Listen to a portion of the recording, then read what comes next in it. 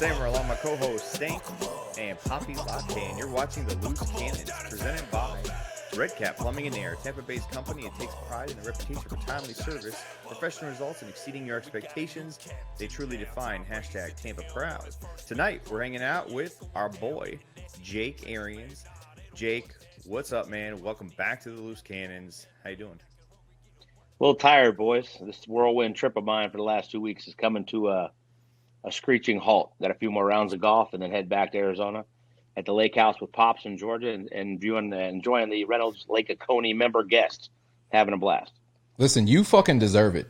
All right. I mean, it's been publicized now. The numbers are out. $750,000 you guys raised over the weekend. Plus, yeah. I can't Congratulations, wait to find out the final numbers. Thank you, man. Congratulations. Thank you guys. Thank you everybody that came. We've never done more than 480. I mean, we did 255 in the live auction. You guys were there. It was unbelievable. And the next morning, somebody comes in and says, hey, if we can get 2 more jerseys, we'll throw in another 50. So technically, we did over $300,000 in the live auction alone. I mean, winning the Super Bowl helps. Having Tom and Gronk help. And my man JPP, to not go understated, the energy that JPP brought to start the night. I looked at Tom at one point. I was like, dude, I love you, but we're going to have to rethink this MVP thing. JPP is on fire. He is bringing the heat. Yeah, for those who don't know, we got to start with Matt fucking Rogers, honestly. Matt, yes, Rogers, bro. Matt, I hope you're watching this because that man set the tone for the night. He was the MC along with Jake, and he started that live auction off properly. I mean, the guys. Dude, that stuff gives me hives. Let me set the tone for you guys. Normally, I got to get up from the table and I'm pacing. I hate the live auction. I hate asking for money. It's part of it, right? He is so freaking good at his job and so entertaining. He captures the room. I was sitting on the edge of my seat seeing what happened next for an hour and a half straight. We only had like 4 things, and we end up auctioning off like 9. People are throwing in sweets. People are throwing. Tom and Gronk are like, we'll throw in a game-worn jersey, $50,000. Hey, what the hell is going on right now? It was unbelievable. It was all Matt, dude. I mean, he brings that energy, and then guys like JPP jumping in. And I think COVID helped. A lot of people hadn't been out of the house. They wanted to get together. Like I said, the Super Bowl definitely doesn't hurt. But the damn near double, the biggest one we ever had, the first year that we do it in Tampa. I mean, proud's not the word, man. It was an unbelievable weekend.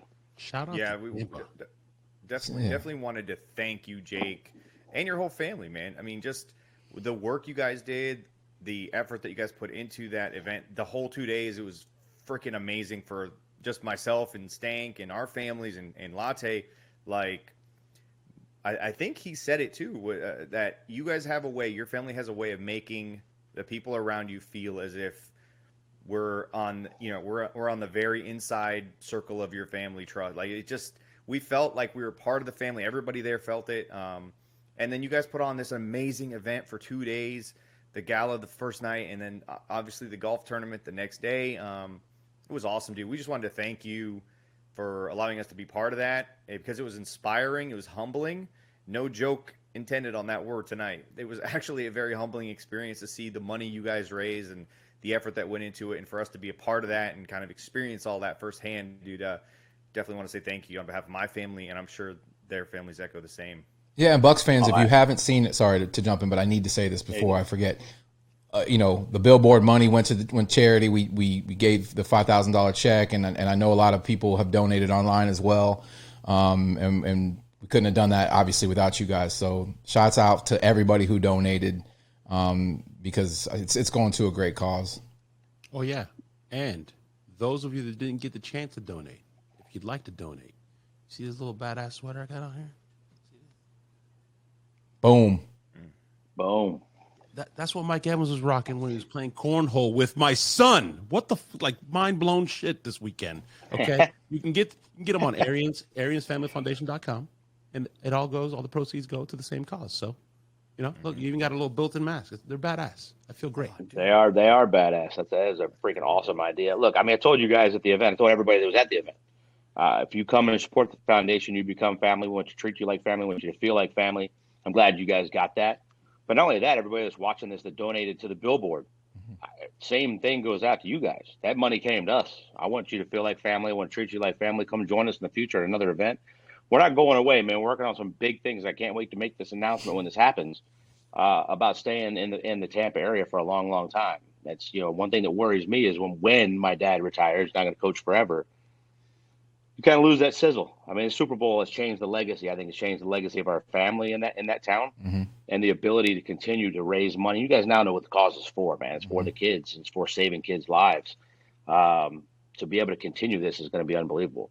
And it's not only the money, right? It's the awareness. Like everybody that was there, I think everybody's got a better grasp of what it's all about, what a CASA is, what a GAL is, what they do for these kids. And that's just important. As I said that night in my speech, go out and tell 5 people you know about it, right? Next time it comes up in a conversation, say, hey, y'all, I know what that is. Let me tell you where I learned about it at. That's just as important as raising the money, is raising the awareness. The coolest thing, you guys don't know, we've had 6 to 10 people come and tell us that they decided to be CASAs because of the event. They were on the fence. They weren't really sure. They wanted more information. I mean, that's the stuff that blows us away. That's 6 to 10 kids' lives we're changing directly from that night because somebody got the bug to go, that pushed us over the top. We want to bite that bullet. We want to go do that. We want to get trained. We want to become a CASA. I mean, that's unbelievable. It literally is saving a kid's life. Well, I can tell you, I mean, you've made an impact already on this city. And I can tell that you made a huge impact on Arizona from all the Arizona folks that were in the house that flew out for the event. So I don't see, your worries, in regards to when your father finally retires and when, we're not going anywhere. I don't care where you guys are. We're going to follow. And I hope Buck fans do forever. Cause I mean, listen, you guys are legends in this town now, man. It's it, for Dad's for a life. legend in that town. I get to ride the coattails and raise money for the foundation. So I'm cool with that. Mm-hmm. Yeah, there wasn't a dry eye in that room, by the way, when they played that video of that kid. I went directly. I envisioned my son, my daughter. You know what I mean? And, the kids, like, I don't know where I'm going next. I don't know what school I'm going to. I'm scared. And it's like, what the, like. I'll tell you my favorite day of the year. You guys got to come join us next year. Is hopefully COVID's done and we can go to training camp. My favorite day of the year is we get 100 backpacks out. We bring the kids to practice, and the players give them out. I mean, I can't even get it out now. It's unbelievable to watch their faces because you saw in that video, a lot of them, they got a plastic bag, and the crap that they own, a lot of times it's just crap, right? Some random stuff goes in that bag. Giving them a backpack full of school supplies and watching the pride on their faces that they have something. They could end up in 5 group homes in a year. Well, now they got a backpack to take with them. That's theirs. That's their thing. Everything, all their stuff now fits in that, right? And that's their prized possession. And watching their faces, watch the players' faces when they learn what it's about and they're handing them the backpacks. Dude, it's the coolest day of the year by far. It's my favorite day. It's not even close. So hopefully maybe you guys can join us for that.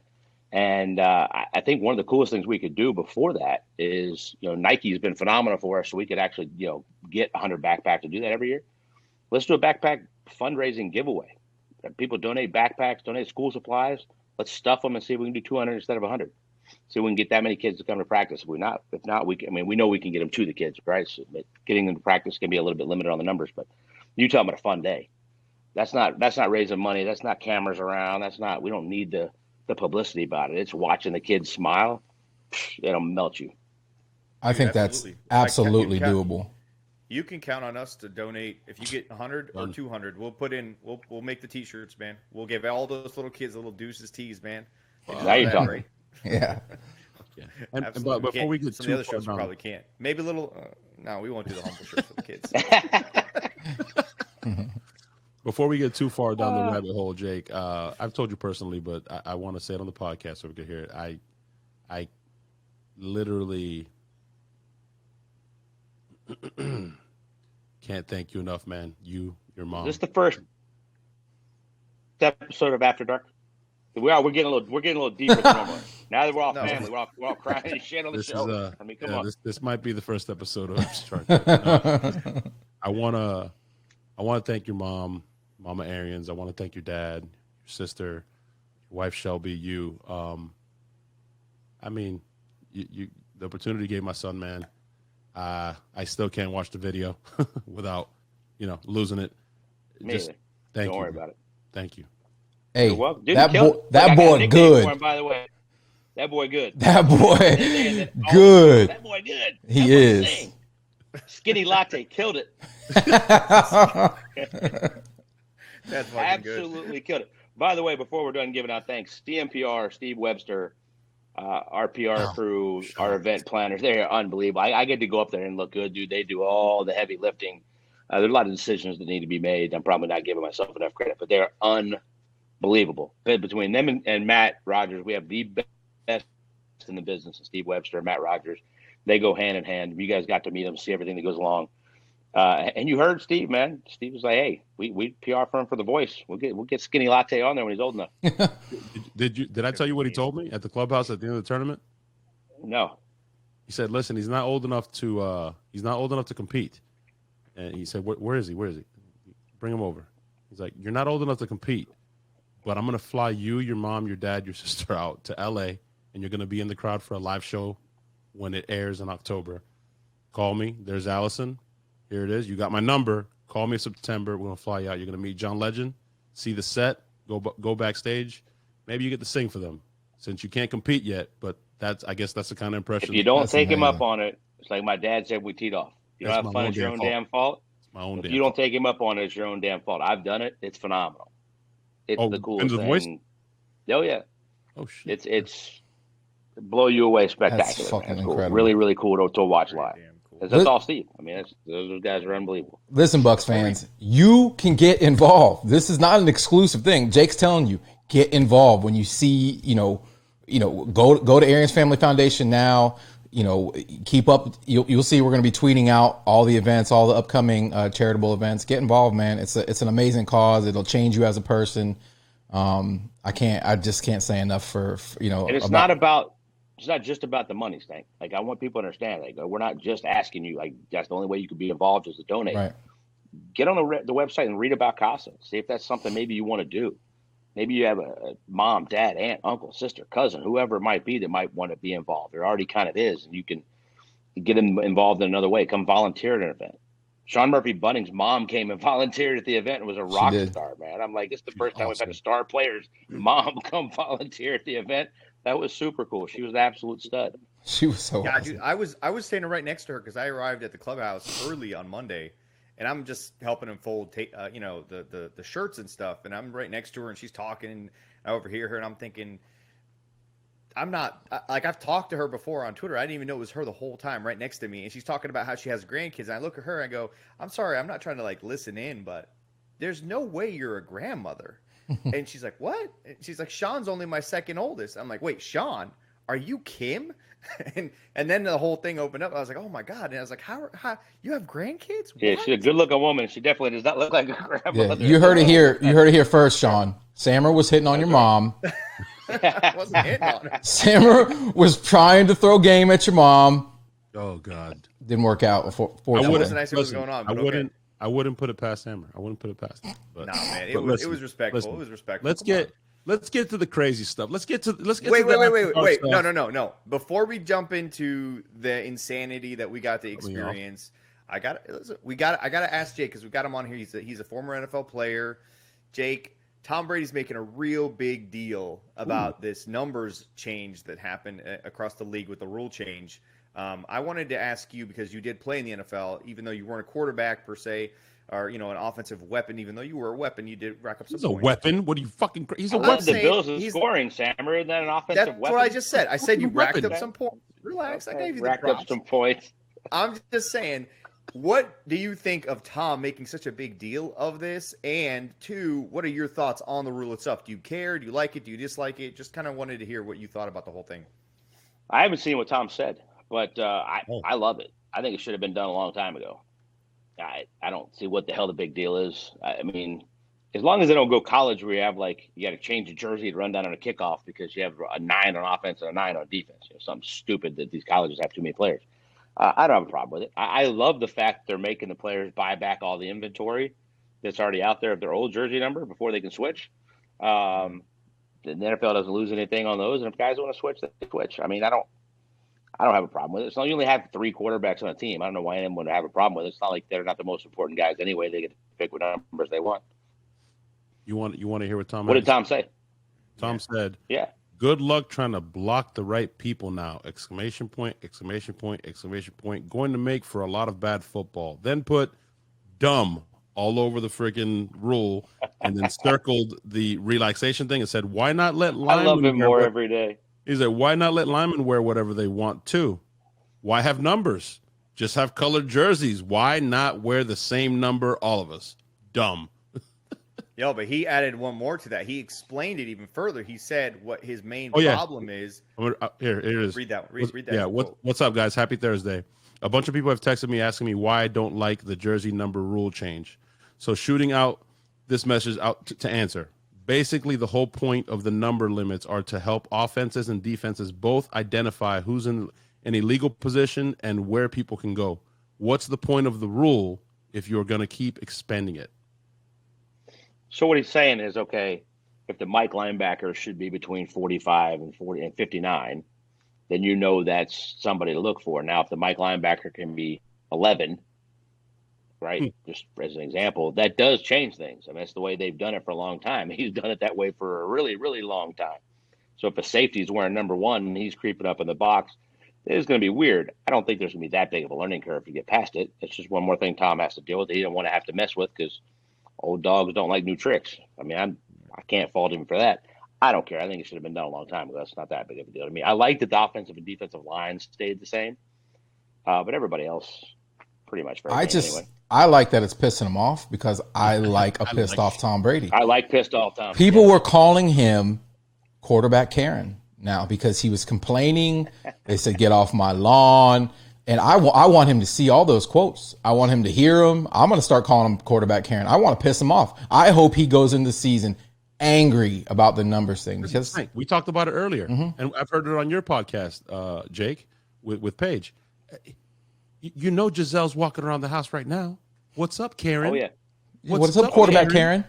Get off my lawn, giant Karen. Hidden bulletin board and like the safe room that they only have the code to. And there it is. And she walks up, sticks Tom Karen in the middle. Yeah, right on the bulletin board. Keep adding to the billboard, dude. We need what she should do is possible. She should only wear T-shirts that have single digits on them from here. That's fucking awesome. She should be like, "Can you identify this? Can you identify this? Let me get into something a little bit more comfortable." And then she comes out like a number 7 jersey. He's like, "What? Fuck!" Throws them all off. He doesn't know how to handle it anymore. I'd hate to be the video guys that are doing like the virtual reality stuff because Tom's going to be like, once the numbers come out, hey, you need to go superimpose a 7 on top of this linebacker and a 2 on top of this safety. And Jalen Ramsey's going to go to this. And I want to know them all when I'm watching this on virtual reality. So the numbers start popping in my head now. You know, he's going that in depth. Yep. Yeah. I think Leonard Fournette was the first one that I saw tweet out for the Bucs that was like 7. I'm definitely going to be changing my number if he can. So. Devin White put something. I'm gonna be. He can't do that, dude. No, Devin won't do it, man. He named his stables Get Live Stables. No, he's staying. He's Get Live unless he changes it to like Get Live 5 or something. You can't do it. He's got to stay. Okay, enough. Listen. Wow. No. Listen. This is where we go. This is where we veer off into the weird shit because this what is about Giovanni Bernard. Giovanni Bernard. Giovanni Bernard. Jake. That was good, Simmer. That was spot on. Who had the best hole? Who had the best hole, Jake? Not only did you guys have the best hole, it literally is top 3 all time. Top 3. There's only 3 holes, and before one of the top 3. Hold on a second, bro. All time. Back at the after party, you told me we had the best of all time. At this event, for sure, I said might be the best of all time. Oh, okay, throwing out top 3, I got to marinate on this a little bit. 15 events. There's been some pretty good bangers, but I don't know that any of them been that much fun. By the time I rolled through, Get Live 45 yes. Listen, we did it all we're tossing Lombardis. People are being lubed up with baby oil, taking chicken wings. Actually lubed up with baby oil. Taking pictures with Happy Gilmore checks. I mean, it was pretty freaking awesome. It was incredible. And we did that without having any scantily clad women at our hole. That's how much of an impact we made. We didn't have to have shooter girls that barely wore anything because they came there for our meat. Yeah, our meat. Listen, Jake. We damn near got a standing ovation back at the clubhouse when we walked in. Just so you know, the whole 3 guys. I've already begun planning a more epic hole. We have already begun planning.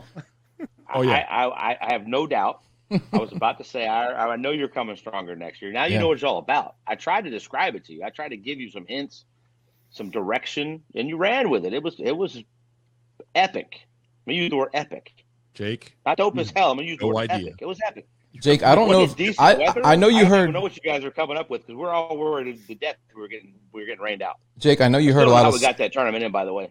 I know you. Dude, the rain didn't even bother. We were drenched in rain for the first hour while we were hanging out with Byron Leftwich. It didn't bother any of us. Nope, it sure didn't. Jake, I know you heard a lot of stories coming out of our hole, but did you hear the one where these, people live on that golf course, right? Did you hear the one where the family just kind of made their way up onto the path and the dude was wearing a Patriots shirt and how we ran up to him and stripped him naked? We undressed. We undressed. A patron.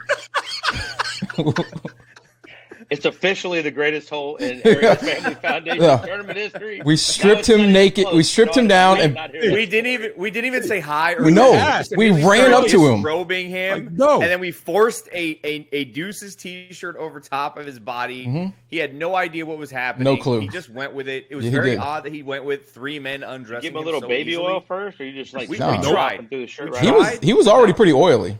We literally hockey fight fucking bent him over, pulled the fucking shirt down, and then forced the freaking Deuces. He was with women and children. Yeah, no, I have not. What did they do? They loved it. They watched helplessly. They were so happy. Do it. Take it off. Helplessly. He came back. Might have been one of my favorite things from the tournament. There was how many people that lived there. I just come up and I don't know who the sponsors are sometimes if they're new and that kind of thing. And there's like people standing there with a big old goblet of wine. And they're just kind of hanging off to the side. And you could tell they live there. They were just like, what's going on? Yeah. We're going to go watch these dudes roll through. There's probably like 6 holes. There was like a family just chilling with the wine for the evening, watching us roll through. It was awesome. Yeah, we had a bunch watching that. Man, it was a great host. Innisbrook was awesome. In that little forest near our hole, there was like a group of, I think, maybe hanging 3 out different. The whole time. Yeah, they were just hanging out there like, what the fuck is all this music out here? They've never heard any of this nonsense happening. Now, you guys were back in your nook, and I was like, man, this is awesome. I could hear them from like 3 holes away across the lake. And then I was like, other than those condos that are like right behind you guys, they probably weren't the happiest, but it was awesome. They came out. Banging. They came out and partied with us. They came out and partied with us. We didn't even know who was a golfer at one point. We just had all these golf carts. We had all these human bodies, just everyone everywhere. I mean, when I rolled up, there had to be 45 people on that. There were a whole lot. There was a big backup because you guys were having so much fun. Nobody went tee off. There had to be like 45 fans. People at our hole were big fans of the Yin Yang Twins, including a lot of the the wives, the Arians, the wives that they loved the Yin Yang Twins and our hole. They loved it. They partied. Yeah, we had a couple people come twice in our hole. That should tell you how epic it really is because that's hard to do. By the way, who visits the same hole twice on a golf course? Jake, what other hole can literally make Todd Bowles laugh from his gut? Like not like haha. No, we got the Halloween like So you don't know, you don't even know the story. Todd Bowles pulled up and there was like a backup of 10 carts. He came up on the back of the path and he was just sitting in his cart and Gio, who was with us, spotted him and ran up to him while he was in the golf cart and was like, Todd, sprint, and pulled him out of the golf cart, pulled him over to the tailgate. It got wild. Gio was dope, by the way. He brought the energy, man. He was awesome. He was fun. He's amazing, man. Look, Todd is awesome. Todd's always fun. You guys just think of Todd as like the super monotone, like press conference with the one meme where he laughs. Todd's always fun. The picture of Coach Moore needs to be like blown up life size. We haven't released it yet. By the way, my dad's got some plans for that, so we need to keep that on the DL. I was saying we haven't released that photo on purpose. No. The picture is. I have the Poppy high-res said it to one. me about 4 holes later, and I spit out my beer. I was like, "What just happened?" That was the greatest picture I've ever seen. Put it this way: before Tom Moore came to our hole to do that, we did that to Todd Bowles. As he's walking up, we showed him the Deuces tee, and then I walked over. I put my Versace's on him. We put the chain around his neck, and he didn't stop laughing for maybe 15 or 20 minutes. He was just like hardcore, just cackling through everything. Yeah, and then Tom Moore comes in right after him, and Todd is about to set up his swing, and he looks back. He sees it all happening. He goes, y'all better text me that photo. Y'all better text me that photo. Yeah, just so you know, we did the same thing to Tom Moore, really without his permission. Just started dressing him. He had full buy-in now. Oh, he was in for it. He was in. No, he was in for it. He might not have known what was going on. No, he didn't know what was happening, but once it happened, he was there for it. You know what I mean? He said maybe 3 entire words to us the entire time we were fucking with him, but That's Tom. It was awesome. And There just were 3 impactful words, I'm sure. yeah, for those listening and wondering, do we have video footage of this? We have video footage of everything. And in due time, we will be releasing it all. We're making a movie. Yeah, we're making a movie. Probably need some serious Rondé Barber pulled up, and he was not about it. He was like, no. And then literally, Sammer went into Tom Cruise, Jerry Maguire. Everybody remembers the scene, Jake, where he's talking up Cuba Gooding Jr. Right before they walk the red carpet. Yep. You're a 1,400-yard receiver. You are one of the fiercest receivers that goes across the middle without fear. He literally started going down all his stat line. You have the most important, biggest play in Buccaneer history. And Rondé's like, give me more. He's like, keep going. Keep it going. That's right. By the time he left, Rondé Barber told us, I mess with y'all. I mess with you guys. Yeah. I mess with you guys. yeah, Rondé's a man of people. You want to hear a great Rondé story? Yeah. Oh, yeah. The first time I met Rondé, we were talking about this the other night because I asked him, I was like, you remember the first time we met? And he's like, no. I just knew that, like, I had, like, family pictures around the house because I grew up with Rondé and Tiki, like, on my fridge. They were, like, my long-lost brothers that I just haven't ever met yet. But my dad would keep me updated on, like, their stats and how good they were doing and all that kind of stuff. So my rookie year in the Falcons, we're playing a preseason game against the Bucs. This dude jumps on my back, and it's Rondé. And he gives me a big old hug. It's like we've known each other our whole lives, but we never met. And he was like, oh, man, yeah, I remember that. That's freaking awesome. That was the first time we met. I was like, yeah, that was the first time we met. He was like, well, I've been hearing about this dude, Bruce, my whole life. Who the hell is this Bruce? And I'm like, Rondé and Tiki grew up with pictures on the fridge, like my long lost brothers. So it was really cool. We got to meet then, and every time I see him, it's like it's awesome. Like we've known each other for 40 years. He walked up all Great chill and smooth and trying to be all low key. And I was like, man, you're fucking Rondé Barber, bro. You're the only jersey I've ever purchased and not actually worn. I've either hung it up, like I have it here, or I framed. I have one that's framed, a red one too. Like I've worn Derek Brooks' jersey. I've worn all those other jerseys, but I've never worn your jersey. By the way, if we're gonna do another billboard, it needs to be Rondé for the Hall of Fame. Oh, whoa! We need to start this like campaign early, like we did Levante last year for All Pro in the Pro Bowl, which we need to do again. I don't think we'll have any problem with all of our dudes getting votes next year. But if Rondé doesn't get in the damn Hall of Fame, are we putting a billboard, Jake? Are we putting a billboard up in Canton, Ohio, on induction weekend? Listen, we talked to Rondé. Now we're talking. We talked to Rondé about the Hall of Fame. Oh yeah, we'll present him. We'll present him. I told him, listen, if you could just take it out of Ira's hands and let me do it, I'll get you in. I said I'll put on a presentation. Ira's got the vote, bro. No one. Ira's got the juice. Man. Ira's got the juice. If Rondé can maybe make a request. We're there to help. What in any way possible. I also believe outside of the Hall of Fame, I believe that Rondé deserves his own statue outside of Raymond James Stadium. Pointing to the jersey, he deserves it. I know he has one in the facility, but that's just right next to the biscuits. Bruce with the biscuits. Bruce with the golden biscuit. Rondé pointing to the jersey, and then now, obviously, I think Bruce needs one in the facility and outside the stadium. Well, I think it needs to be on Arians Way. Is it? First of all, Arians Way definitely, but that's just me. Jake, when you walk into the facility and you've got the whole Gruden set up, those weird bronze statues that they have in there now. Obviously, they're going to have to update that section. They're not weird, bro. Anytime there's a full life-size bronze statue of your ass, it ain't weird. It's the coolest damn thing that can ever happen to you. Like, come on, let's be honest. I'm just saying, some of them make that shit for the fun of it. Some of them, their likenesses are just a little off. But hey, who am I? I'm not a sculptor. I gotta cut you off, Sting. Hold on. So what you're saying, Jake, is if you walk into someone's home or business and there's a full-size statue of themselves, Sammer has one. Sammer has the best of being humble. That's Sammer has one. If somebody else makes one for you. I'm taking note. I have a foyer. Feet. I have a foyer that I rarely ever use. What are you talking about, bro? In the entrance of your house, right in the little garden where you have there's a statue of Sammer doing the Peter Pan pose, bro. Like, yeah, pissing and yeah. Well, I think I want one where I look like pissing in a fountain. I want one where I look like Prince Ali. Oh my god! With like the feather and the hat and everything, dude. By the way, my point is you can't make your own bronze statue, bro. You got to do something so cool that they make them for you. Yeah, the HOA will do that for me. Yeah, sure they will. Sam's struggling with this concept, man. Another thing I took away from this weekend too. You guys know that I own some barbershops. I've had guys come through, different players come through, and when you get exposed to that side of the business, it kind of sucks sometimes because you see that some of the guys don't care. Everybody that came through there, man, like Stank was saying it earlier, not only with people off the field but within the organization, man, it's like a fucking family. Like Mike was fucking my favorite player, and you don't know what somebody's gonna be like. You just know what you hear. That dude is genuinely fucking down to earth and cool as shit, bro. Just cool. And family and Godwin, and like he flew from fucking Texas just to be there. Mike, that's fucking nuts.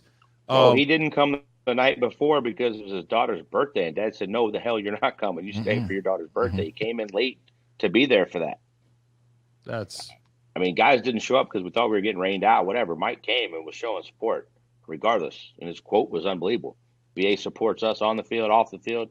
We sure as hell need to be there supporting him for this. I mean, can't thank him enough. Can't thank the Buccaneers organization enough. I can't even tell you guys, like, this isn't every organization that comes out as the title sponsor that brings their sponsors, that the owners come to the event. Right. Darcy Glazer Kasowitz and her husband Joel and her brother Brian and his wife were there. Like, that blew me away that we're going to have the owners at that doesn't happen every day. Trust me when I tell you, not every ownership group is like this. I can't thank them enough. But everybody in the organization, I mean, every single cart had 2 Bucs flags on it. Yeah. Like, they were branding the Buccaneers with the Arians Family Foundation. To me, that blew me away. And it's just one of those things. It's like, okay, the legacy has changed. The Lombardi winning that and our foundation with the Buccaneers and the Super Bowl is changed the whole thing. But having their support, Innisbrook, unbelievable. It was just crazy, the support. And some of the new sponsors, EcoClear, those dudes were unbelievable. We put out the press release. They signed up and they're the host sponsor for the concert and the gala that night. We'd never met them. They sat in that table in front of me, and that dude's spending money, and then he throws in a luxury box of 20 with food and and drinks catered, and it goes for $25,000. Incredible. And by the way, met those guys until that night.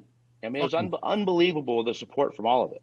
Cowboy, as Matt fucking Rogers. Cowboy, chest bumping Cowboy with Matt Rogers.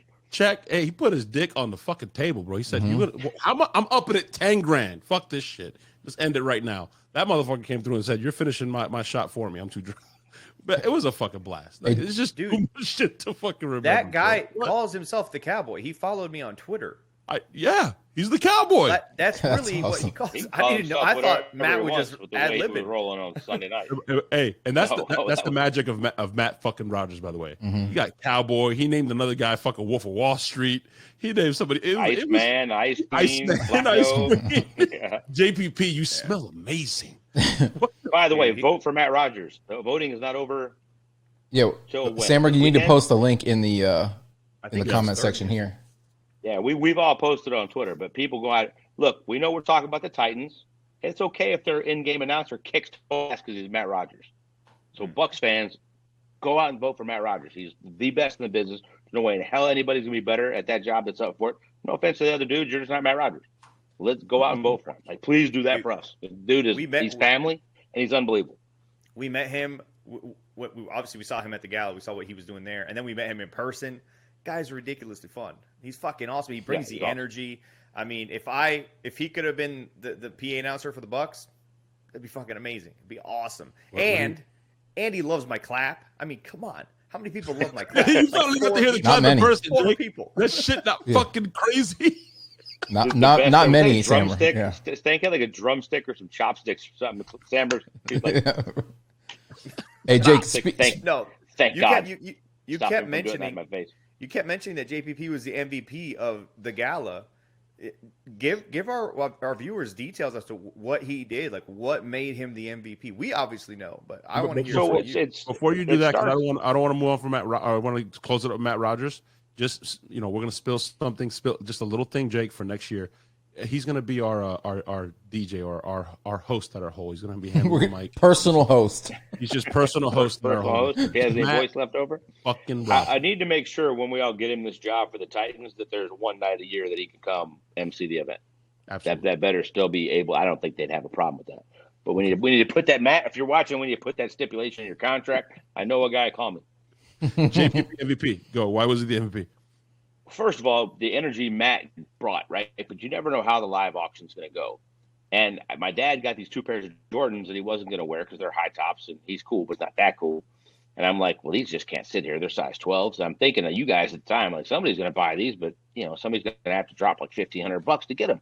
Then I'm like, okay, should we have somebody sign the shoes? And I'm like, nah, people want to wear their J's. Let's get to sign their box because everybody keeps their freaking J box, right? So we got Tom and Gronk and BA to sign the Jordan boxes. We're talking about the Jordan 6s and what? Carmine 12, 6s and 12 Reds? 12s. Yeah. 12 Reds with the Super Bowl Yeah, confetti on the 12 inside. Reds. Fire. So we start off and JPP goes $5,000. Like, boom, like stands up and throws his hands up in there. Like, I'm like, well, damn, I was hoping to get $1,500. Yeah, let's roll. Well, they end up going for $7,500 a piece. JPP buys one of them. By the way, he doesn't wear size 12. He bought them just to support the foundation, drive it up, and make the freaking energy blow the roof off. And then we had 2 Tom Brady jerseys at the house that my mom got, and they were like the nice ones. They're just like the regular old jerseys you want to wear to the game kind of thing, not the sew-on numbers. I'm like, what are we doing with these? Well, I bought them in case we need them for something. Well, we need them for something. Let's take them in and get Tom to sign them. Well, Tom's coming. This is awesome. Tom signs them. Boom. Another, $10,000 those went for. So we're at $25,000. No, more than that. It was like $17,500, whatever it was. $35,000 to start the night off stuff that I had at the house that I added to the auction. And Matt was like, yeah, I'll just run with it. And then the roof blew off from there, as you guys know. But it all started with JPP, who then, by the way, when the Eco Clear guys, when Chris threw in their box, JPP calls over Matt Rogers and goes, I'll throw in my personal box for 20 and 4 sideline passes to pregame. In other words, his family's not coming, so he can give that to us. $25,000. Boom, done. Boom, let's keep going. It was unbelievable. That's $50,000 in 2 boxes that we didn't even have on the docket to like auction off. That was nuts, man. It was insane. I didn't need to get a workout in. I mean, we kept fucking standing up for standing ovation so many fucking times. I was doing like squats. I was like, this is crazy. Everybody was nuts. Dude, and the energy never stopped. They were going back and forth. Tom Brady and JPP were going back and forth for those J's in the beginning too, man. And I didn't know my buddy was there until that happened. The other pair, so it was like they went back and forth, and Jay was like, 7,000. I'm saying, you guys are freaking crazy, but this is awesome. Yeah, it was pretty wild, man. It was. Who else has Tom Brady, Gronk, and BA's signature on a Jordan box? Not many people. That's got to be pretty rare. Yeah, absolutely rare. Nobody. I would say just those 2 guys. Probably so. And one of them is now JPP. Yeah. By the way, you guys know how to throw a party, man. That food was delicious. I mean, those little. Thank you. We tried. That was all Innisbrook. Places. That place was awesome, man. Amazing. Yeah, Innisbrook definitely knows how to do it. And speaking of ownership, I'm over there like getting another roll and getting some refills on my plate. I look over and Darcy Glazer's standing next to me and like, yeah, she's okay. Hi. Hello. Hi. I do the same. I do the same Apple thing. Pay you my season tickets right now. I got you. Just Apple Pay. I would have been nudging her, man. They're amazing. Like, hey, listen, they screwed up my tickets. I paid for Yeah, right. Only 7. The coolest thing, man, about the whole weekend was that like we were just hanging out with these guys, and I think it's because they know that whoever's at these type of events for you guys are in your trusted circle. They're people that are here family for the right reasons. They're family. And so everybody treated us like family. Now, it wasn't just you guys. Like it was, I mean, JPP, like I go up, I'm not sure if he's going to shake my hand, if he wants to dap it up because of COVID. I go to dap him up. He's like, fuck that. Grabs my hand, pulls me in for a hug. And I'm like, this is fucking cool, man. Did he not punch? Didn't he punch you in the ribs, bro? He punched you in the ribs. Yeah. And so like we're razzing each other back and forth. And I like kind of punched him in the ribs because he was pushing me. And dude, the guy's made of fucking concrete. It was ridiculous. I was like, what the fuck? Are you wearing a flak jacket? Were you shocked how big he was? When It's you saw him in yeah. person? And when you saw Gronk stand up, have you seen the pictures of me and Gronk that I put out? Yeah. Yeah. Like, damn, dude. I promise to God I'm 5'10" and a half. I swear to God I am. I look like a child standing next to Gronk. I was more shocked. JPP was big. I was more shocked with Mike. Like Mike up close, I was like, yeah. Oh, He looks like an NBA player. he looks like a basketball player. Yeah, Exactly. he does. Yeah. But by the way, him getting out of the cart because Stank put the perfect song on and fucking rapping. Oh, shout out to Carmen Vitale, who gave me a tip. She's like, Mike and Godwin are coming. And then somebody mentioned music, and she's like, put on this Wayne song. So I had it queued up, and as soon as they pulled up in the car, I put it on, and then Mike came out like he was a video. It was like a video shoot. He came out of the cart, and he was freestyling it, and it was like, that was I can't wait to see that. Hey, oh, yeah, I know we got it all on video. Carmen's the best. Proceeded to play cornhole with my son. Then asked him, like, hey, man, you did great. You did a great job singing the national anthem. You do any Bieber? My son's like, huh? Like, sing some fucking Bieber. He asked you to sing Bieber, bro. Mike asked you to sing, you sing. He sings some Bieber after he plays cornhole with him and signs his hat for him. And he literally interrupts him midway through as Stank. And he's like, wait, whoa, I've seen you on social media, bro. And he looks at me. He's like, that's him? I've seen you. My son was that's his hero, bro. He was shocked. He's like, you seen me? He's like, he's a beast. You're a beast. My son's like, Mike just called me a beast. And all this while he's stuffing his face with our chicken wings. Hey, give me a brew. What is going? This is amazing. Of course, he called Skinny Latte a beast. He is a beast. All right. So, favorite part of the entire thing, and you can't say Skinny Latte's national anthem because that was, of course, hands down the coolest thing of the weekend. Yeah, it's cool. Go ahead, Stink. I'll let Stink go first. There's so many good moments. Oh my God. Honestly, this is a very personal moment for me. You know, you and Darcy hanging out in the food. Yeah, me and Darcy. Yeah, when we caught eyes, you know, she's like, "Oh, fellow Jew," and I'm like, "Yeah, hey." It wasn't when fucking shit. It wasn't when Tom went to the restroom and all three of us beeline for the restroom. Wasn't that? You're not supposed to talk about that. Damn it. Yeah, when we all followed Tom Brady in the bathroom. Yeah, but anyways, no. Tell me we're kidding. You know exactly. We're kidding. We didn't get with it. Are you kidding me, bro? That guy didn't leave your table. You should know that. You were sitting next to him for the entire night, and he didn't I'm move. Arab. I am Arab. I know better than to be all sneaky when there's some event like this going on. Exactly. Sammer's always being watched anyways. That would have not happened. Biggest event I've gone to where I wasn't randomly searched. I was about to say you were randomly searched. You were the only one that was randomly searched. They were like, no, this time I wasn't. They gave me like 13 temperature checks, but after that we were good. No, but all right, my favorite moment. And for those who follow me on Twitter, you know my mullet face and all that shit. But if you click on my actual profile and you look at the profile picture up close, I'm wearing a Vinny Testaverde t-shirt.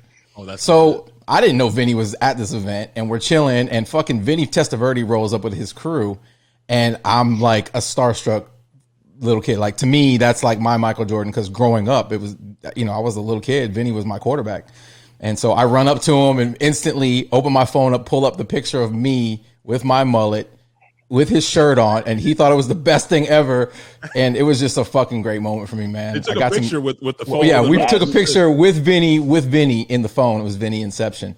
That was easily my favorite moment, because it's like, perfect answer, bro. It's the perfect answer. That's what I want to hear from all of you.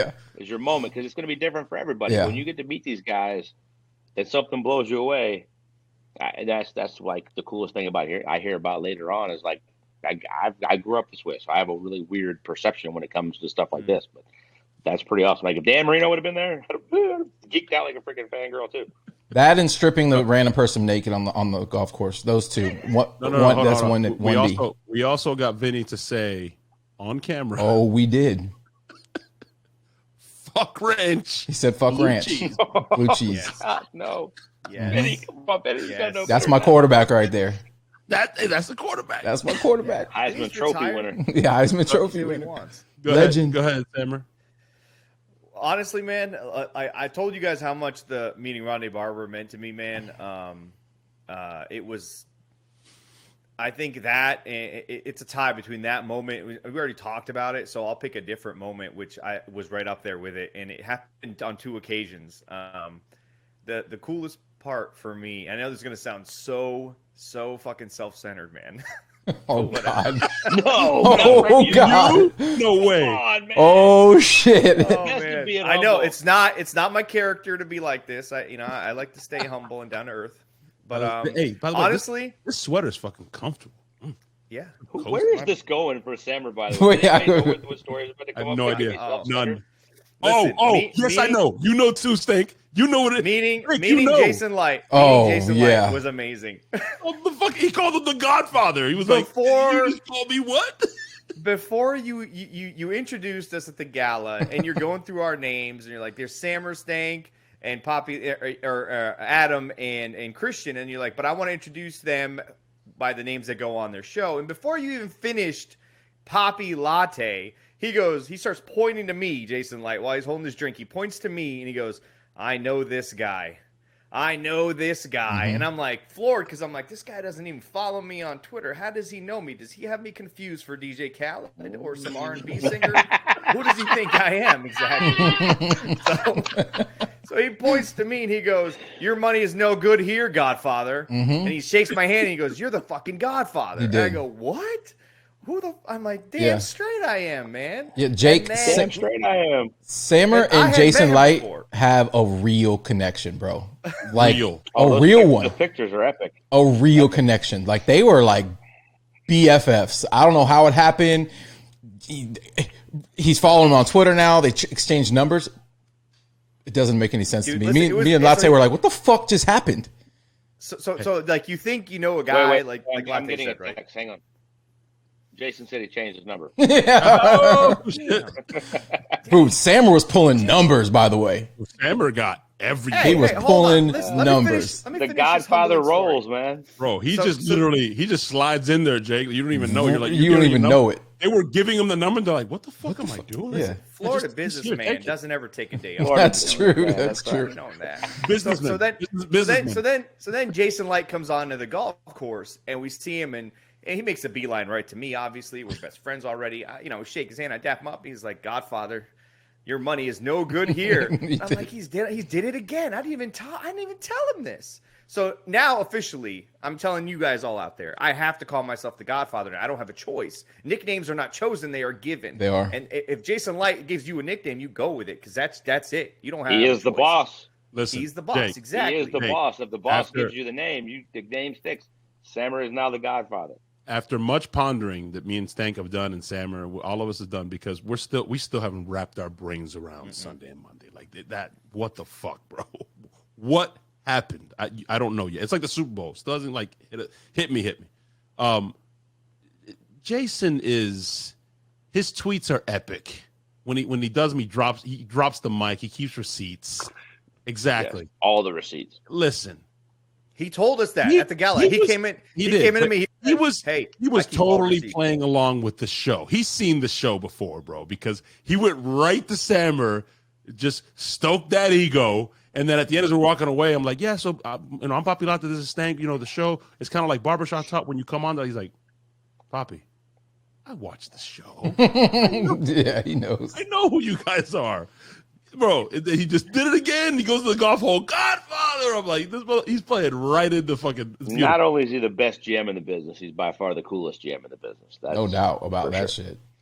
No. In all honesty, meeting Jason Light and just having the interaction of this guy just felt like a normal dude, and I think that resonated with me across the entire 2 days. The first night and that entire day at the golf course was that everybody was just a normal person. The entire staff.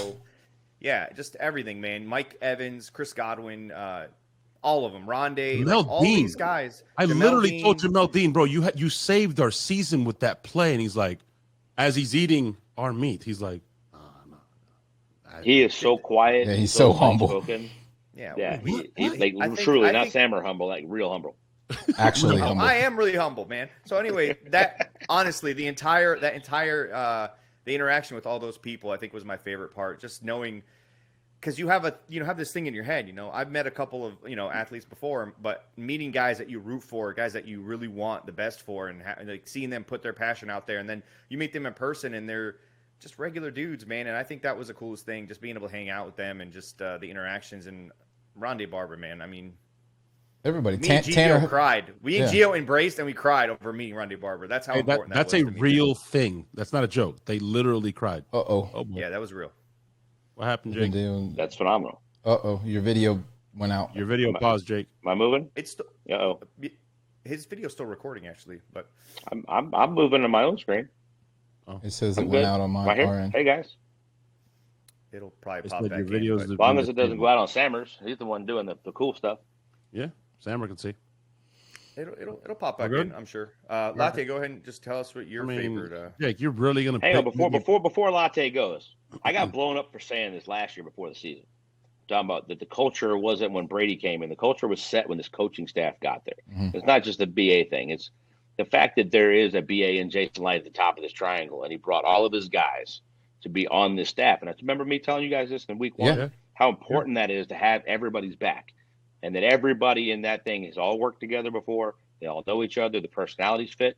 That translated to the culture for the team. Then when we built this team and you add a guy like Tom Brady, of course, that's going to take over the locker room and resonate. But the guys that were there before had already seen a different culture change from the top down. And then you add a bunch of personalities, exactly what you're talking about, meeting them live. That's who they are. You have a bunch of really good dudes. That's one of the reasons this team was so close. I told you guys, it reminded me so much of the 2008 Steelers team. They loved hanging out off the field. They were hanging out in the locker room all the time. They never wanted to leave. They just wanted to be there and be, that camaraderie was real. That hasn't changed. You brought everybody back. But, like, I got blown up for saying that last year. But, like, oh, it was 1 year, the culture, that's happened when we signed Brady. It really didn't. Now we've won the Super Bowl. I can say bullshit. I'm telling you again, but you look around the league, it doesn't happen very often. You don't hire that dude who brings in 25 of his people, and that triangle is there, and then that permeates the locker room. They all have their guys. They bring in more of their guys. It's a special thing, and we're still in this bubble for a while to come. Yeah, and don't worry about it, Bucs fans. I personally went up to Byron Leftwich and apologized for everybody. He did. He really did. I actually did. I did. He didn't even say his name. He walked right up to him and said, "Excuse me, I just want to apologize." I did. And he looked at him like, "What?" Because my name is Adam. I doubted you. I was pissed, and I got to eat crow, bro. I'm sorry. And he literally said, "It's all good." He said I needed to hear that. He did. I needed to hear that. Not the apology. He needed the criticism. Like it fuels you. You know what I mean? Bulletin board. Special people, man. What's up? Definitely. Special people. Yeah, Byron's can't he say was enough. cool. He was cool as shit. He was awesome. By the way, did he shock you how big he was? Yeah, he's huge. Yes. Good. Yeah, Fuck, he's huge. We saw him play at Ray J too, and even when we met him at the gala, I was like, "Well, this guy's really, really fucking." He looks like a defensive end, bro. He's enormous. Like he can play. Yeah, he's a monster. Speaking of which, I said that to Mike Allstott at the brunch. I said, "Hey, Mike, you look like you still lace him up, man," and he just kind of looked at me and walked away. Dude, he looked phenomenal though. He Mike did. still In yoked. phenomenal shape. Mike Yeah. Oh is yeah. We're still just. yoked. I forgot to mention that moment. We're just sitting there. I got bacon in my mouth. I'm fucking eating before the golf tournament, and Gio like yells out Mike, and I thought it was Mike Evans because we had seen him earlier. And I turn around, yeah, it's just fucking Mike Allstott hanging out with a plate of fucking biscuits and eggs and shit. I'm like, no big deal. Oh. I almost sat at your dad's table. There was like 3 chairs ago. I was like, should I? No, I'm not. he would, Bruce would have been like, come sit down, bro. He wouldn't give him a fuck. He should have done it. Oh man, you're really gonna make me pick against my son, Skinny Latte? No, your son trumps all of these. Yeah, we know what your biggest moment was, bro. Next to Skinny said Latte, other than. out go freaking water. I want to know what else. Skinny Latte is a killer name, by the way. I agree. Well, we don't call him Pop. Skinny Latte. We don't call Poppy Latte anymore. So until he's done losing his weight, we're gonna just continue calling him Skin Latte. No, he'll always be Poppy Latte. Sorry. I had a shitty weekend. Your dad told me calories don't count on Sunday and Monday. I don't give a shit. He literally came on here and told me, I don't care, man. You're gonna have a good time. And I let it loose, bro. And I'm here to report. He did tell you that. I can vouch for this. This conversation absolutely happened just like that. Yeah. I'm here to report. I'm down 21 pounds. So I lost an additional 4, even after having a shitty weekend. But sometimes you need a cheat day or two, man. It was a pause. Mine, my son trumps all, but I'm gonna cheat a little bit, and I'm sorry, guys, but I have 2. Absolutely getting to see people that I haven't seen all year in person, aka your mom, who is the best hugger in the world. Like you just feel like warm, like mom cookies, like mom. Just your mom's amazing, dude. Did it shock you how little she was, or yes. how big everybody else is? Well, she looked at me. Little woman. My dad's this big 6'3" guy. Your dad was bigger than I thought. I was like, holy shit, Bruce is tall. Yeah. Damn. Yeah. Your mom, I mean, she's amazing, bro. She looked at me. She's like, I know you, but who? I know you. And I said, I usually have a hat. latte. Oh my Latte. She's amazing. She's awesome, man. Getting to see all those people in person. And honestly, the after stuff, bro. Like my co-hosts, you know, they had stuff to do. I understand. You were like, no, motherfucker, you're coming. I said, I'm going. And that shit was cool, man. What you guys described, Sammer, as far as being, you know, feeling part of the family, that was next level, Jake. That was stupid, bro. Just having a drink by the fire, like what is going on? Where am I right now? This is not supposed to, like, what? You were in the inner sanctum is where you were. Jake is next to me. Some random part of the family person was like, how are you connected? Oh, I'm part of this podcast. Oh, the Billboard guys. Yeah, hey. Yeah, they all know the story. Yeah, she literally looked at me like, guys, this is real. It's like some mafia shit. She literally looked at me and said, so you're in the circle. You're in the family. And she said exactly what Jake said. Don't fuck it up. Don't fuck it up. So it's crazy. You guys mentioned how many people were from Arizona, and there were a bunch. Mm-hmm. Four of the guys who were sitting there go all the way back to my dad with Pittsburgh from his golf club from the Steelers days that haven't missed an event. They're there all the time. Big Jeff, Donnie, the guys that came with him. Dude, I mean, like, we literally have people from all over the place. There was a bunch of people from Georgia that came because we don't do the one in Georgia where I am now at the lake anymore. The one in Tampa is going to be it, but people are coming from all different parts of the freaking world to participate because they came one time, they had this kind of experience, and they're like, I'm not missing this. I'm going to one thing a year. It's going to be this. It's that much fun. That's why I was hoping you guys could all come like Poppy did and hang out afterwards for a little while, because that was really just like me and my friends that have come in from all over the country. That my friends, my dad's friends, whatever, they were there. It wasn't anything super special, but it's kind of like, to me, that's the best part of the event because everything kind of chills out. It is special. I mean, it was still like, what, 100 people in there that night? Yeah. After the after party after the event kind of thing. They're really an after party. Nobody wants to quit. Yeah. We have so much fun. Everybody wants to keep going. The coolest thing too, I noticed, is that the guys that knew you, the guys who were like your buddies and from back in the day and from college and all those guys coming through the hole and just throughout the building at the clubhouse before and after, they were treating us like we were their buddies for all those years. It was such a. That's who they are, man. It Matt was just the whole thing. Zach, Zach, the mascot, dude. Like, I made so many fucking friends, bro. It was so surreal. The feeling of inclusion. I think it is the best way to put it. I guess it was just. I don't know, man. That was the coolest moment. That's the one thing I go back to. And like, I remember when I got home that night, I like sat in my garage in my car, and I just like, holy shit! Like, I'm still trying to like quantify everything that happened, and like. You're like our brother, man. I know, we've thanked you endless amount of times, and I know you probably get sick of hearing it, man. But like the opportunities, just just giving us that access, man, and letting us participate, and not just from meeting the players. That's not even like, that's probably only half of it. Just the experience in general, all of it together, man, it was awesome. It was just like, I want to be able to take another Bucs fan with us one time, and then. Maybe every time we do it, we figure out a way to take another Bucs fan with us. Let's do a raffle and make that happen. Oh, that would be amazing. I mean, there's all kinds of stuff throughout the year, that we can do for stuff like that. I mean, it's not just the big events. Yeah, I mean, look, you guys have earned everything. One, we all hit it off. That part's easy. The friendship's easy. But I appreciate all you guys working so hard outside of this, right? Like, you guys all work your asses off, support your families, do your thing. And you're real fans. That's why you started the show in the first place. Mm-hmm. Like, that permeates. So I love that I can come on and bring a different perspective, be a part of it, and then we've all hit it off. And now you guys have been there, so now you're actually family. We're not just friends. But I mean, it was a special week. I still can't believe we won the damn Super Bowl. My dad and I were just sitting in the hot tub a little while ago because we had a long day of playing golf, and we're sitting out by the pool, and it was 36 degrees in Georgia this morning. By the way, we're driving to the golf course. Like, I have nothing with me. We're bundling up. He's like bringing me this stuff. He's a double X. I'm a freaking large. So I'm like, I look like, somebody's wearing a garbage bag going to the golf course. And we're sitting there and we're talking about golf. And I'm like, dude, you won the Super Bowl. Like, it still trips me out, man. It was unbelievable. It's funny because you do that. We do that. We'll call each other all the time, but we won the fucking Super Bowl. Like, just randomly, like. I called you today. Yeah, I know. Like, hey, bro. At like 4:00, I was on my way home. I was like, dude, not only did we win the Super Bowl, Yeah. this fucking weekend, bro. That's all. That's it. That's all. And it's awesome to know that Bruce feels like that. You feel like that because it was special. It was special for everybody, man. It's fucking my business partner is sick of hearing it. He's sick of hearing it. I'll be like, dude, you know we won the Super Bowl.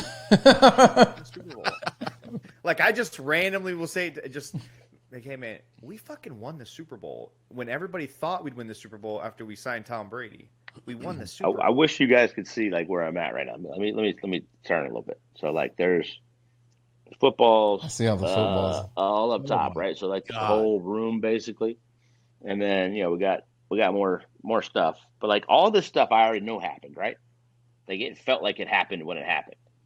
But there's something different about knowing that like Pops has his own Super Bowl ring coming from being the dude, the head coach. Like it still hasn't hit me. It's still crazy to me that we won the Super Bowl. By the way, I still think we're going to be 20% better next year if we're healthy. I'm sticking to that. I told you guys that in September. I told you that while I was on November. I told you that we're Super Bowl week. Even if we win this, like I think we're going to be better when Tom gets more acclimated. We stay healthy, we return to everybody. Like, Mike said it too. The draft is next week. We don't need shit. Hey, by the way, it's unbelievable. Jason Light's press conference sounded a lot like, what I've been saying, not a lot of roster spots. I'm his barber, by the way, now, just letting you guys know that. And I had the opportunity. Good, he needs a haircut. Hey, I had the opportunity, and Sammer told me, take it. Look, Sammer said it right in front of him. Fucking do it. Shoot your shot.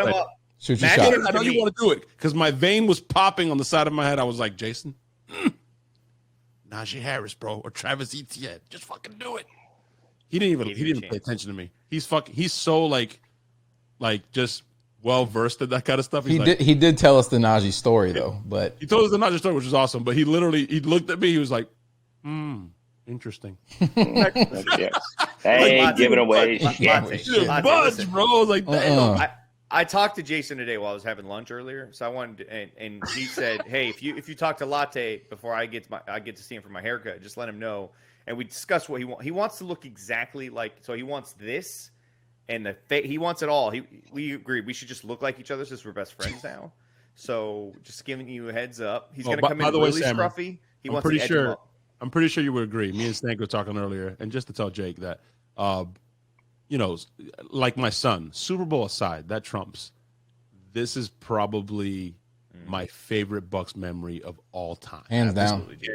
And not, like Sammer said, not just the players, man.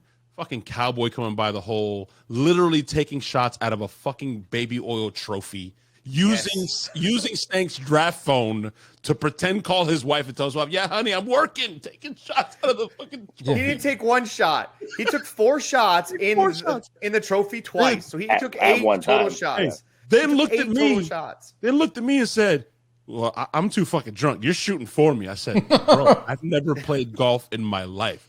Good. Here's my fucking expensive ass clubs. I'm like, what do you want to do? It was insane. Hank gives me a fucking 2-second lesson. Just keep your eye on the ball, bro. I said, all right. And then ask these two guys. I'm not making it up. It's going to be on video. It's going to come out. I fucking rip it, bro. I don't even know how far. And the guy gets in his cart. He's like, we're fucking putting it out. Let's go. I'm like, we're doing what? We're putting it out. Get in your fucking cart. So much wild shit happened. Fucking Zach's covering himself with baby. See the video. Yeah, Zach's covering himself with baby oil. He's chilling with fucking Tony Romo's brother, who's like, oh, fucking Tony Romo's brother's hanging out with us all of a sudden. Like, can you give us a play-by-play on the baby oil, bro? Like, Tony, can you tell us what's going to happen before it happens? Yeah. Well, I'm looking over in the background. Tanner Hudson and Latte's son are throwing the ball back and forth with each other. We had a football, of course, on the golf course because that's what you need to bring, a real ball. We had a fucking charcoal grill on a golf course, bro. Yeah, we kind of did bring a grill onto the golf course. It was kind of some epic stuff that happened. We have to Gilmore that hole for real. Yeah, we definitely probably should have been a beer bong somewhere, and it would have been truly Happy Gilmore. Shh, that's Sammer, where was the hookah? That's in the notes for next year. We have plans, bro. We are gonna bring the Happy Gilmore happy place to the golf golf course. That scene from his happy place is coming. Yes, I am very well connected with certain establishments that have waitresses that are gonna come along. Uh-oh. We'll probably bring a waiter too. So we're 2022. Yeah, we'll bring a waiter too. Oh, of course, Waiter. yeah, you're gonna be equal. Waiter. Stephen Beck. Equal opportunity. Oil Whoa. down. Zach, what's up? Listen, here, Jake. We'll probably leave with this right here. So Beck, you've seen his face on the baby oil bottle, right? Okay, so Beck is a big golfer, and he's very strict on the etiquette of the golf course, and he's very proper. Like if he goes to a certain, like he's very much a rule follower. If he would have seen what we did to that golf course, he would never speak to us again. Well, first of all, I am too. We all are in a real golf setting. So if we're playing sometime, we'll all be following the etiquette, whatever. This is when we take over the whole thing, and it's a freaking party. It's for the kids. We're raising money for the kids. We can break etiquette and throw down an epic ass hole with the loose cannons for the kids. So I love where you're going with that because that's what golf's all about. But it's not what golf's all about. With Happy Gilmore, we take the whole course down. The guy that works at Innisbrook, literally, where I was like, so how long those? Because I was afraid before we started. I was like, those apartments or those condos are right there. Is that? He's like, blast the fucking music, bro. It's for the kids. This motherfucker's drunk. Fuck it. It's By the a party. way, the only square 5-mile radius in all of Florida that wasn't raining on Monday, was there. I don't know how we got. I don't know how we got in. I played the Copperhead Sunday. I had to go host a lunch before I hosted the event that night. And I was talking to the golf pro, and we got done with Copperhead. And I was like, "What do you think?" I don't trust the news. I'm a meteorologist, whatever. Talk to a golf dude. Whatever they got on golf course sonars and radars and whatever, it's dialed in. He told me you had 0% chance. Wow. It's 100% chance of thunderstorms. There's no way you're getting this in. We're scrambling backup plans. I mean, last thing you want to do is be like, "Thanks for your money. See you next year." Like we got nothing. It rained for 3 holes. Yeah. And it ended up being sunny when it was over with. I don't know how it got done, other than to explain it's for the kids. Higher power, whatever it was unbelievable. I still can't believe we got it in, man. And shout out to the cat who helped us from our hole to our cars in the golf course. He's from Arizona State. Is it Conrad? I remember correctly. Interns, yeah. Yeah, with the mustache. 6 dash. Who's rocking a 6 dash? Props for having the cojones. It's like between a porn stash and a molester stash. It makes you uncomfortable to look at, but you can't look away. It's so good. I wasn't going there. I was more like between Giovanni Bernard and Antonio Brown. But whatever you want to say, Stank. Whatever. No, I thought it was between a porn star and a cop. I could see that. Cop Motorcycle cop. Like a good late 70s. Motorcycle cop. I shouldn't have it anymore. Kind of like it's still there. Cop. Yeah, it was a good cop stash. Look, first of all, there's nobody between Gio and anything because there's no mustache like Gio's. He shaved it off. The greatest stash in the history of stashes. His the COVID protector is epic. There's no stash ever coming close. Dude, if AB resigns and they can stash it off in the locker room, that'd be good. Stank is literally the opposite of that. There's absolutely no hair on his upper lip. That's right, because listen, the anti-stash. With these nostrils, there's no way to keep the COVID out, dude. Stank is the anti-stash blimint. Listen, and I didn't even really realize that. Is that Mormon like esque? I didn't realize the hat I wore to the gala with this beard was going to make me look so Amish, but people on Twitter when they saw the photos, was like, did I pull up in a horse and buggy? Somebody said, Jay, that's what Jay said on Twitter. He said currently Stank's horse and buggy is double parked up front. He did, which is hilarious. But guys, it would be completely fucked up of me because somebody said it in the picture that Stank tweeted that he said squad with the 4 of us because we're squad, we're family.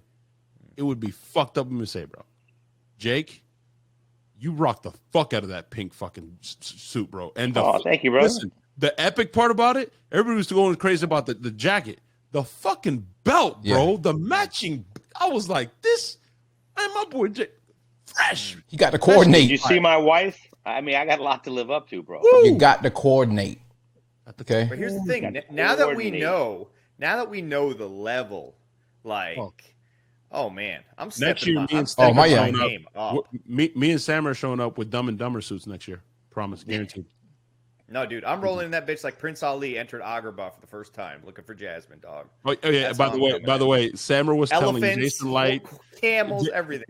Sammer was telling Jason Light, the ballet Prince Ali. So He told Leftwich, Todd Bowles, Jason Light, everybody, hey, my name is Sammer. If you need camels for birthday parties, I got you. Like Todd Bowles did a double. A camel? Wait, what? Like, are you? I told Todd Bowles, if you ever need anything, let us know. I said, even if you need a camel for like a kid's birthday party or something. And he's like, a camel? I was like, yeah. He's like, all right, no problem. Like, he was cool. He also told Jason Light, you're going to call us right after the first round pick, right? You're going to call us. And Jason's like, I don't know if I can call you right after the first round pick. So I think he's like negotiating with him. He is. He's like Sammer's pushing him like, you're gonna right. We're gonna get to. He's like, I don't know where. I don't think you guys understand how well Jason and I hit it off. It was like weird. It was weird. There is a spot in that front office for me very, very soon, guys. I don't want to forget where I came from, but Jake's face. Like Jake might have to take over this podcast in my position because I'm going to have to be helping Jason Light. And make sure you guys tune in. NFL Network will be airing the Jason Light football life. The football life. Dude, that was awesome. I showed my mom and dad. From Buccaneers general manager to Sammer's consigliere.